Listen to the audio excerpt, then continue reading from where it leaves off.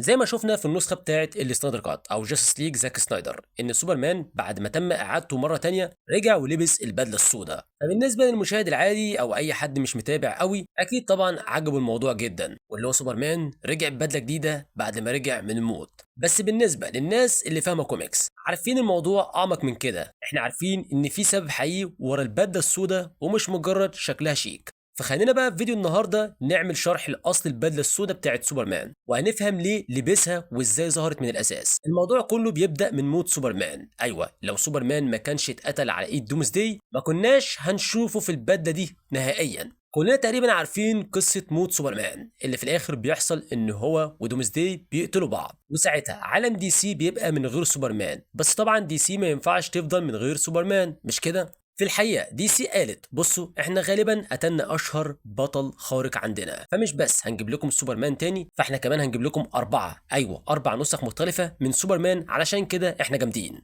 ومن هنا ظهرت نسخ جديدة سايبور سوبرمان وسوبر بوي وستيل وكمان الريدكتور. الاربع نسخ دول بدأوا يتصارعوا ويتنافسوا مين فيهم يكون هو السوبرمان الحقيقي اللي يمسك متروبوليس. وبالرغم ان النسخ دي كانت جامده وكل واحد كان ليه ستايله، لكن في الاخر مفيش زي كلارك كانت، لانه مهما عملت نسخ بديله من سوبرمان لازم كلارك هو اللي يرجع، لانه ببساطه هو الاصل. الموضوع شبيه شويه بسبايدر مان ومايلز موراليس. مايلز موراليس شخصيه جامده جدا ومن الشخصيات المفضله عند اي حد من التابعين لمارفل في الكوميكس. بس في الاخر بيتر باركر دايما هيكون هو سبايدر مان الاصلي. اكيد ممكن ناس تفضل مايلز على بيتر وده تمام جدا، بس من غير بيتر باركر مايلز موراليس ما كانش هيكون موجود اصلا. ونفس الكلام مع كلارك كانت، هو سوبرمان اللي كل حاجه تانية اتبنت عليه. علشان كده دايما لازم تحترم النسخه الاصليه لانها اللي مهدت الطرق لكل النسخ التانية.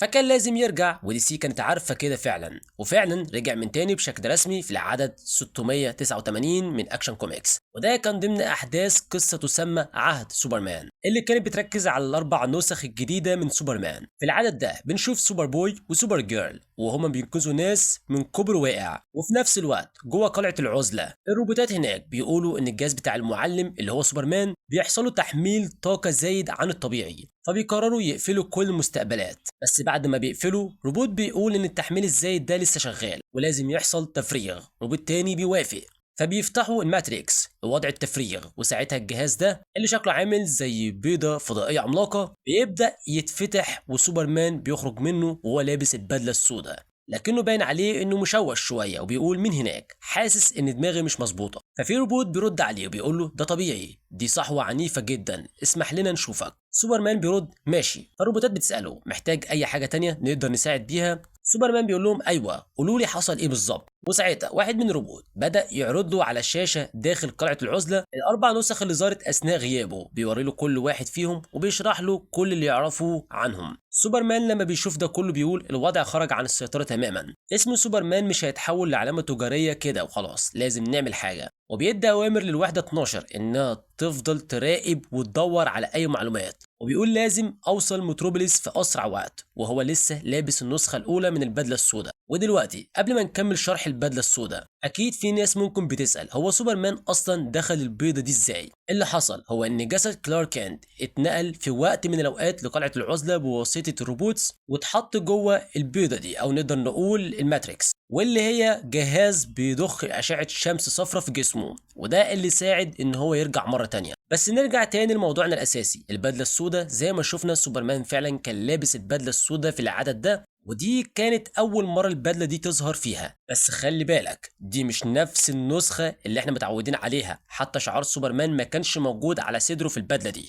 فالاس نفسها ما كانتش موجوده وقتها. والسبب ليه ما كانش فيها شعار سوبرمان من الاول السبب ان البدله دي في الاساس بدله تعافي، وبيتقال عليها كمان بدله شمسيه او نقدر نقول عليها بدله تجديد. عمرهم ما شرحوا الموضوع بالتفاصيل، بس الاغلب ان الروبوتات اللي جوه قلعه العزله هم اللي لبسوه البدله دي. السبب بسيط، البدله دي متصممه علشان تساعد كلارك يتعافى بسرعه، لانها بتمتص طاقه الشمس بشكل اسرع من العادي، وبالتالي بتسرع عمليه شفائه. هي كمان بتوفر ليه شويه حمايه، بس مش لدرجه انها بدله قتال ولا حاجه. فببساطه الغرض كله من البدله السوداء هو انها تبقى بدله علاج بتدي جسمه طاقة شمسية مكثفة بعد ما خرج لسه طازة من جهاز الماتريكس. دلوقتي بعد ما البدلة ظهرت لأول مرة في العدد بتاع 689 أكشن كوميكس، ما شفناهاش تاني غير في العدد بتاع سوبرمان ذا مان اوف ستيل رقم 25. في العدد ده روبوت عملاق بينزل على الأرض وبيبدأ يزحف ناحية متروبوليس. وقتها ستيل والسوبر بوي والسوبر جيرل قالوا احنا مش هنسيب ده يحصل، وبدأوا يهاجموا الروبوت. في آخر العدد ستيل ضرب الروبوت ضربة قوية جدا بالشاكوش بتاعه، وافتكروا ان كده خلاص خلص عليه، فالابطال بدأوا يتجمعوا حواليه. لكن فجأة الروبوت بدأ يولد حاجة،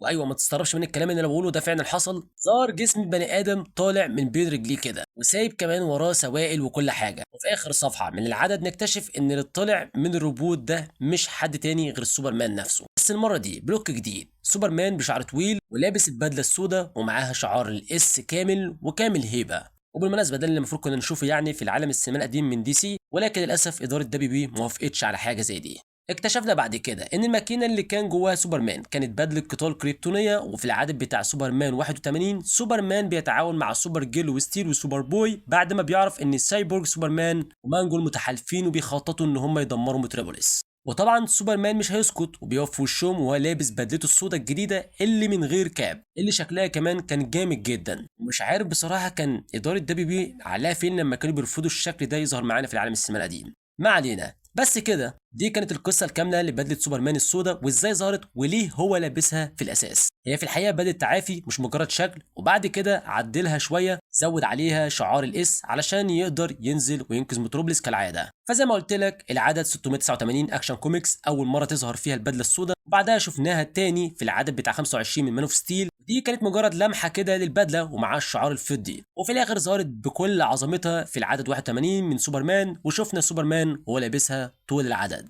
وبس كده، اشوفكم الفيديو اللي جاي، سلام.